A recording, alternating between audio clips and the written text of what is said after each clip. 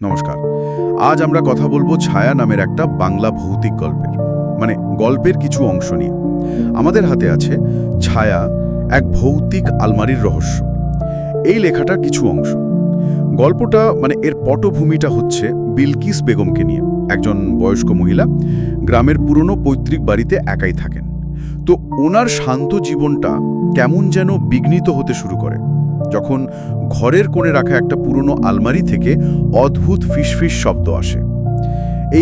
এই যে ক্ষীণ কিন্তু বিরক্তিকর শব্দ, আর তারপর যা যা ঘটল সেটাই আমরা একটু খুঁটিয়ে দেখব আজ। চলুন এই রহস্যের গভীরে যাওয়া যাক। তো যা বলছিলাম, বিলকিস বেগম রাতের পর রাত জেগে কাটাচ্ছেন, মনে শান্তি নেই। আলমারি থেকে যে ফিসফিস আওয়াজটা আসছে, তিনি প্রথমে ভাবলেন হয়তো পোকা বা ইঁদুর হবে। আলমারি ঝেড়ে মুছে সাফও করলেন, কিন্তু কিছুই তো পেলেন না। আর শব্দটাও থামল না।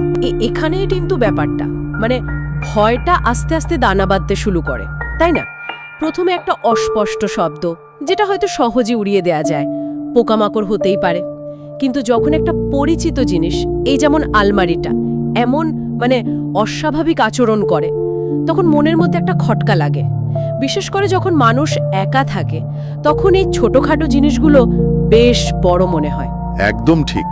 কিন্তু পরিস্থিতি আরো খারাপ হলো যখন তিনি বেশ পরিষ্কার শুনতে পেলেন কেউ যেন ফিসফিস করে বলছে, আমায় বেরোতে দাও। ওহ, শুধু তাই না, এরপর একদিন দেখলেন আলমারির নিচে একজোড়া পায়ের ছায়া। বলেন কি? হ্যাঁ, আর যেই না আলো জ্বালালেন অমনি সেটা হাওয়া। অথচ তিনি একদম নিশ্চিত ঘরে তিনি ছাড়ার কেউ নেই। এটা তো গায়ে কাটা দেওয়ার মতো। হ্যাঁ, এটা খুবই খুবই গুরুত্বপূর্ণ একটা মোড়। দেখুন ভয়টা কিভাবে ধাপে ধাপে বাড়ছে, অস্পষ্ট শব্দ থেকে স্পষ্ট কথা, তারপর আবার এই চাক্ষুষ প্রমাণ, ছায়া দেখা। এটা কিন্তু বাস্তব আর বিভ্রমের মাঝখানের যে দেওয়ালটা, সেটাকে ক্রমশ পাতলা করে দিচ্ছে। আর ওই ছায়াটা যেটা আলো জ্বালালে নেই, অন্ধকারে আছে, এটা তো ক্লাসিক ভয়ের উপাদান। পরিচিত জগৎটাই যেন অচেনা লাগছে। নিজেকে বাঁচাতে বা হয়তো একটু সাহস জোগাতে বিলকিস বেগম ঠিক করলেন আলমারির সামনে একখানা কোরআন শরীফ লাগবেন। ভাবলেন হয়তো এতে কিছু হবে। হ্যাঁ, একটা স্বাভাবিক আত্মরক্ষার চেষ্টা। কিন্তু পরের দিন সকালে উঠে যা দেখলেন, তাতে তো ওনার আত্মারাম খাঁচা ছাড়া হওয়ার জোগাড়। কোরআন শরীফটা আলমারির ভেতরে। হ্যাঁ, আর পাশে রাখা যে পানির গ্লাসটা ছিল, সেটার জল একেবারে রক্তের মতো লাল। তখন তিনি বুঝলেন, না, এটা শুধু মনের ভুল বা বিভ্রম নয়, অন্য কিছু ঘটছে। এই ঘটনাটা কিন্তু গল্পের একটা, বলতে গেলে, টার্নিং পয়েন্ট। এটা শুধু এটাই বোঝাচ্ছে না যে অশুভ কিছু একটা আছে, বরং এটাও দেখাচ্ছে যে শক্তিটা বেশ সক্রিয়। সেটা বিলকিস বেগমের নেওয়া পদক্ষেপটাকে শুধু অগ্রাহ্যই করছে না, রীতিমতো যেন চ্যালেঞ্জ জানাচ্ছে। কোরআন শরীফ ভেতরে সরানো আর জল লাল হয়ে যাওয়া, এর মধ্যে একটা বেশ অশুভ ইঙ্গিত আছে, তাই না? একটা প্রতীকী ব্যাপার। হ্যাঁ, খুবই ভীতিকর। এরপর এক রাতে বিলকিস বেগম ঠিক করলেন, যা হওয়ার হবে, একটা বোঝাপড়া দরকার। তিনি হাতে কয়েকটা আগরবাতি নিলেন, জ্বাললেন, সূরা ফাতিহা পড়তে পড়তে আলমারিটার সামনে গিয়ে দাঁড়ালেন। আর ঠিক সেই মুহূর্তেই কারেন্ট চলে গেল। ঘুটঘুটে অন্ধকার চারিদিকে, আর তিনি দেখলেন আলমারির পাল্লাটা খুব ধীরে ধীরে নিজে থেকেই খুলে যাচ্ছে। ভাবা যায় সেই দৃশ্যটা কি চরম একটা মুহূর্ত। একদম। আর ভেতর থেকে যা বেরিয়ে এলো, সেটার বর্ণনা দেওয়াও কঠিন। গলানো মোমের মতো একটা মুখ, চোখ নেই, শুধু দুটো শূন্য গর্ত। একটা ভয়ঙ্কর শূন্য দৃষ্টি নিয়ে তাকিয়ে আছে।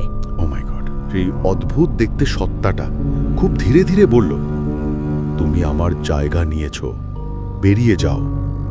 এই দৃশ্য দেখে বিলকিস বেগম আর সহ্য করতে পারলেন না, একটা চিৎকার করে অজ্ঞান হয়ে গেলেন। এই সত্তাটার শারীরিক বর্ণনাটা, এই যে গলানো মোম, চোখহীন মুখ, এটা কিন্তু খুব অস্বস্তিকর। প্রচলিত ভূতের যে ধারণা, তার চেয়ে একটু অন্যরকম। আর তার কথাটা, আমার জায়গা নিয়েছো, এটা ভয়টাকে আরো বেশি ব্যক্তিগত আর সরাসরি করে তোলে।